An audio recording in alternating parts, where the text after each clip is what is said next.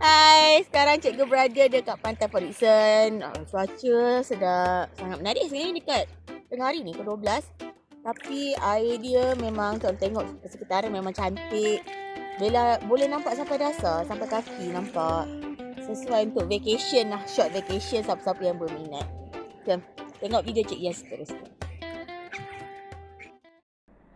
Hai, Assalamualaikum, selamat sejahtera. Terima kasih lagi bersama dengan Cikgu Aisyah Channel untuk bahagian kedua graf gerakan. Siapa yang belum tengok bahagian pertama graf gerakan, bolehlah buka video yang lepas untuk tengok sedikit secara asasnya graf yang sebelum ini kita bincangkan. Dan kali ini apa yang kita nak bincangkan adalah susulan daripada video yang lepas, iaitu graf laju melawan masa. Okey, hitung setiap yang berikut. Kata soalan ni graf laju tolak masa. Maksudnya laju lawan masa di bawah menunjukkan gerakan sebuah bas untuk tempoh masa 2.5 jam. Jadi graf yang diberi kali ini adalah graf laju lawan masa. Yang laju ini ialah dalam keadaan kilometer per jam, manakala di bawah ini adalah dalam unit jam. Dan paksi ini dia kata 2.5 jam, dalam tempoh 2.5 jam, nampak ni? Dalam tempoh 2.5 jam, yang mana lajunya 60 kemudian 80. Apa soalannya? Jom kita tengok soalannya.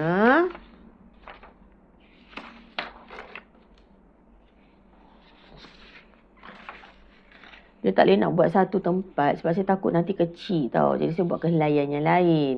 Okey. Saya tengok kat atas ni. Soalannya berbunyi, kadar perubahan. Hitung kadar perubahan laju dalam 60 minit yang pertama. Jadi saya menggunakan marker. Kita tengok, harap marker ni ada tak buat test dulu. Ada tak buat. Kadar perubahan laju. Asyik garis awak. Kadar perubahan laju. Jadi dekat sini kita boleh tengok 60 minit yang pertama. 60 minit yang pertama tu dekat mana? Kat sini dia kata 60 minit yang pertama. 60 minit yang pertama. Let's see. Kat sini. Kita tutup lagu ni. Okay, graf kita dekat ni laju. Ini dalam unit masa. Kalau dia kata 60 minit yang pertama, maksudnya kat sini lah. Ini satu je bukan 60 minit. Yelah. Ni kan unit apa? Jam. Jam. 1 jam berapa minit? 60 minit kan? Jadi kita ambil kat sini. Jadi maksudnya dia punya laju sini sampai sini berapa nilai? Sini sampai sini berapa nilai? Jadi perubahan laju kita kira apa? Kecerunan. Okay. Kita diberikan dua koordinat di asalan ni. Dekat sini panggil asalan. 0, 0 koordinatnya. Yang lagi satu adalah 160. Kemudian kita boleh guna kecerunan punya formula yang kita belajar pada kelas yang lepas, video yang lepas. Atau dalam silibus bab 9 tingkatan 3. Masukkan nilai ni X1, Y1, X2, Y2. Sesenang-senang, semudah-mudah saya tunjuk ni awak satu-satu. Kemudian tekan je kalkulator, keluar. Dia unit dia ni dia jadi 2 tau kat atas ni. Bukan lagi 1. Kalau ni 1 kan? Ni dia jadi 2. Perubahan laju. Okey? Unit dia jadi 2. Beres. Dapat. Jadinya dia punya perubahan laju daripada kosong ni pergi ke atas ialah 60 km per jam. Cikgu baca je lah sini. Okeylah, memang boleh baca sini sebab start dah kosong. Kalau tengah-tengah ni kadar perubahan laju dekat sini pun samalah konsep. Kalau dia kata cari kadar perubahan laju dekat area ni 30 minit terakhir. Contohlah, contoh. Saya tak tahu soalan seterusnya ada ke tak ada soalan ni. Rasa kalau ada dia tak. Ada. Ada tengok ni soalan B ni kan. Huraikan gerakan bas bagi tempoh 30 minit terakhir.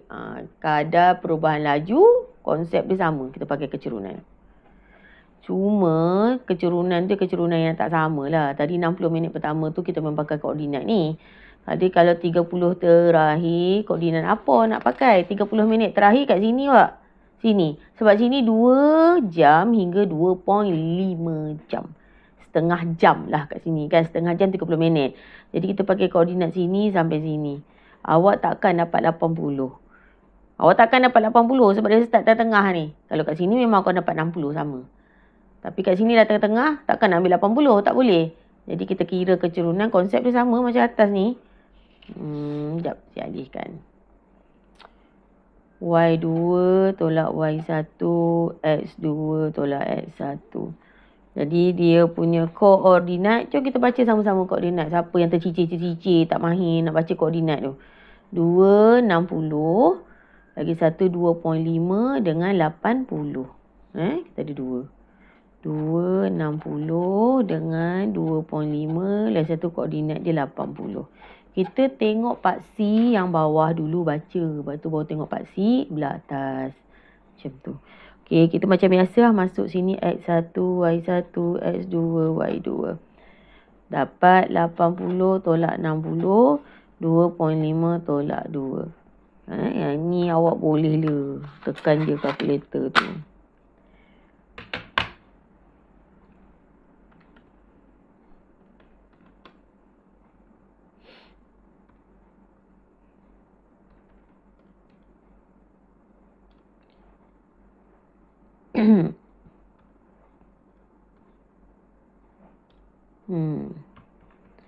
Dapat apa? 40 kilometer per jam. Betul lah. Tu ada saya cakap. Kat sini 60, kalau kadang-kadang pelajar persoalkan, kenapa kita tak ambil je 60 sama? Ya, start dengan kosong je lah dapat 60 kelajuannya. Tapi kalau tengah-tengah ni takkan awak nak ambil 80, salah lah. Sebab dia dekat tengah-tengah. Jadi pakailah kecerunan, terus dapat jawapan ni. 40 km per jam. Maksudnya laju daripada sini ke sini 40 km per jam. Buat kecerunan lah, senang. Kemudian soalan yang seterusnya yang ditanya jumlah jarak yang dilalui. Daripada graf ni, mana ada data jarak? Tengok sini laju, sini masa.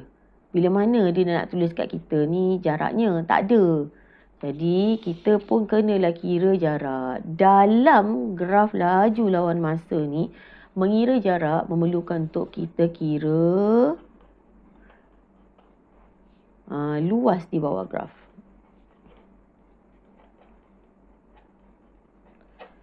Luas di bawah graf. Maksudnya, kita nak tengok bentuk-bentuk ni dia punya luasnya berapa. Kalau hari tu pada video yang lepas, kalau dia minta jarak, tak ada masalah. Okay, awak tengok je pada part C jarak tu terus baca. Ni pada video yang lepas tau. Tapi yang ni, dia laju. Mana ada data jarak kat sini? Tak ada. Maka perlu dikira dengan menggunakan konsep luas di bawah graf.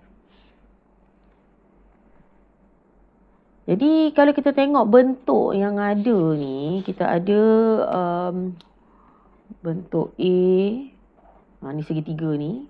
Bentuk B segi 4 dengan bentuk C trapezium. Jadi saya ada juga orang nak ambil bentuk A dengan B ni jadi satu bentuk. Iaitu bentuk apa? Trapezium. Trapezium dengan trapezium. Tapi ada juga yang nak ambil segitiga, segi 4, trapezium. Ikutlah. Dia punya jawapan tetap sama. Yang mana luas di bawah graf ni mesti dikira dan jumlahnya diambil dia punya total tu kita ambil dan kita tambah semua sekali. Dan itulah jarak seluruh perjalanan dalam graf ni. Jadi dia pun tak cakap jarak yang dilalui pada jam ke berapa. Jadi kita expect untuk semua sekali lah. Kita buatlah dalam 2.5 jam punya jarak. Jadi caranya kita kira A tambah B tambah C. Ya, benda A tambah B tambah C ni. Luas A tambah luas B tambah luas C. A tu adalah segitiga. 1/2 darab tapak dia 1. Ni segitiga tau. Tapak dia 1, tingginya 60. Awak ingat tak formula segitiga? Formula segitiga 1/2 darab tapak darab tinggi. Okey, 1/2 darab tapak darab tinggi. Ni 1/2 darab tapak dia 1. Tingginya 60. Ni A kita. Tambah B kita pula. B kita mana B? Ni. B ni segi 4 tau. Jadi kira luas segi 4 ni kalau saya tanya awak ingat tak? Siapa yang mahir tu dia ingat lah. Siapa yang terbang-terbang tu dia tak ingat. Segi 4 ni tepat ke sama luasnya panjang darab lebar. Panjang 60, lebarnya berapa? Lebarnya berapa? 2? Banyaklah 2. Bukan 2 lah awak. Ni. 1 sampai 2 ni berapa? 1 sampai 2 ni 1. 2 tolak 1. Jadi lebar dia ni 1. Jadi panjang dia 60 darab 1. Jangan darab 2 pula. 2 ni daripada kosong sampai sini. Sampai sini. Kita nak sini je. Yang segi 4 ni. 1 pergi ke 2. Jadi 2 tolak 1, 1 dah kan? Jadi 1 darab 60 atau 60 darab 1. Tak kisahlah, terbalik pun tak apa. Tambah. Okey. C. C ni bentuk apa? Bukan segi 4. Bukan segi 3. Dia trapezium. Ini panggilnya trapezium. Trapezium ni kita belajar cara kira formula waktu tingkatan 1. Formula dia 1/2 darab 2 sisi selari darab tinggi. Sekarang saya cakap laju sangat. Saya contoh sini sekejap lah pasal formula trapezium ni. Ramai benar yang tak ingat trapezium punya bentuk ni. Ni trapezium wak. Kalau ikutkan trapezium ni, dia punya sisi yang satu pendek, satu panjang ni dia selari. Jadi dua sisi selari ni kita jumpa, saya pun menyatakan dia A dan B lah. Okay. Dan dekat sini, yang belah tepi ni yang tidak selari tu, kita panggil T. Yang condong ni pedulikan sebab memang tak ada dalam formula pun. Kadang-kala, gambar trapezium tu juga, dia buat bentuk macam ni. Jadi satu pendek, satu panjang tu, dia memang selari. Jadi boleh letak A dengan B. Yang lagi satu tu, yang bukan sengit. Sengit tu kita tak kira. Yang condong tu kita tak kira. Yang lagi satu tu T. T juga. T sini tinggi, sini tapak. Jadi formula dia 1/2 darab 2 sisi selari tu ditambah darab dengan tinggi. Kadang ada juga formula 1/2 darab dengan tinggi darab dengan 2 sisi selari tu ditambah. Awak sama je jawapan dia. Nak susun macam mana gaya pun sama je. Jadi kalau kita tengok daripada graf tadi tu, 1/2 darab 2 sisi selari. 2 sisi selari mana? Inilah satu pendek, satu panjang. Ingat 2 sisi selari tu yang satu pendek, satu panjang tu bertentangan. Yang pendek ni 60, yang panjang ni 80. Jadi 60 tambah 80.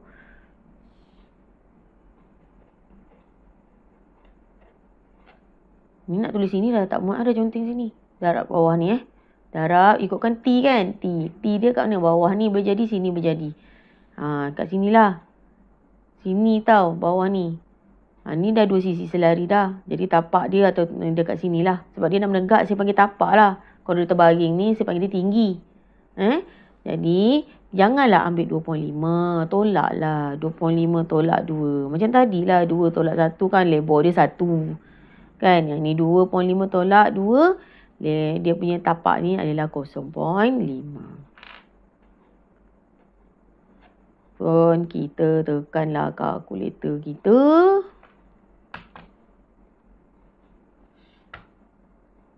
Kita buat satu-satu lah awak.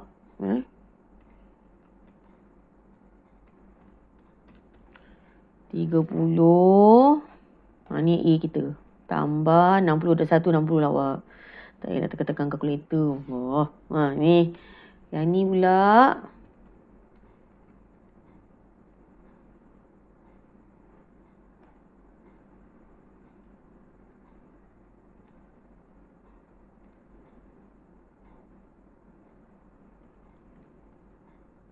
Dapat 35. 35. Ni tak habis. Awak pergi tambah semua sekali.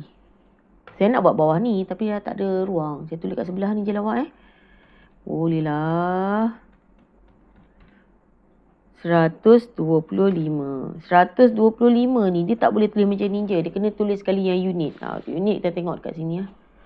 Unit kita kat sini apa km kan? Tadi jawapan awak pun dalam km lah. Boleh kan ni? Harapnya boleh. Ini asasnya. Jadi kita tengok seterusnya. Laju purata keseluruhan perjalanan. Laju purata.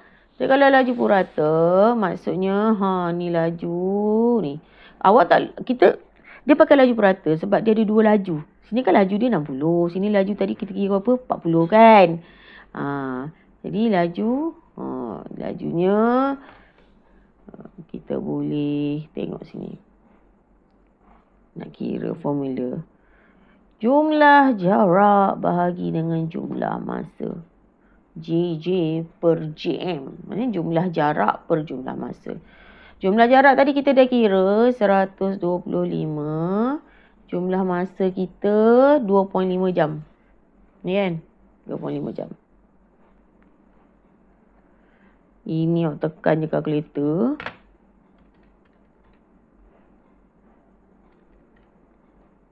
Dapat 50 kilometer per jam. Tada! Ini basic lah. Ini basic dia kena buat latihan lagi. Tapi kan, lupa nak cakap.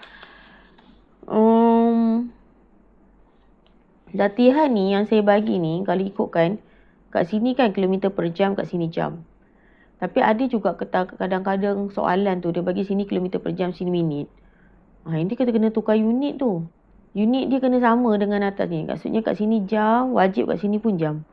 Kalau kat sini jam, sini minit, minit ni kena tukar pada jam. Tapi saya tak bagi contoh soalan pula. Kadang-kala soalan juga ada bagi suruh cari nilai. Kadang-kadang kat sini taruh V lah, taruh T lah, taruh K lah, M lah, pun segala lah. Dia suruh cari nilai dekat dalam graf ni. Maksudnya data dalam graf ni tak lengkap, dia suruh cari. Itu pun awak kena belajar juga. Tapi basic yang saya ajar sekarang ni, inilah dia. Tak adalah kata bila nak periksa tu awak tengok video saya ni, awak tahu pandai. Tapi sekurang-kurangnya video ini adalah langkah pertama untuk awak faham konsep dia. Kemudian belajar lagi dalam. Ni mana boleh awak nak periksa tengok ini semata tu kau dapat jawapan A semua, B ke C. Awak kena cuba lagi. Saya ni bukan ahli sihir awak. Bagi satu video terus dapat straight A. Tak ada. Bagi A dapat A je semua. Matematik awak tak ada. Memang awak kena tengok ini sebagai panduan pertama. Kemudian buat lagi latihan banyak-banyak. Tengok ke dalam buku teks, buku-buku lain. Contoh soalan. Kena rajin. Kalau rajin tu yang bagi dapat A. Tengok video semata tu. Sebagai panduan boleh. Tapi apa-apa hal pun saya nak ucapkan terima kasih kerana setia bersama dengan Cikgu Aisyah Channel. Mudah-mudahan penerangan saya ini jelas. Dan salah silap penerangan saya mohon maaf. Dan terima kasih juga yang komen, yang betulkan mana yang saya silap. Yang lemah tu memang datang dari saya lah, sebab saya manusia biasa. Baiklah, nantikan video yang seterusnya. InsyaAllah jumpa lagi. Bye-bye.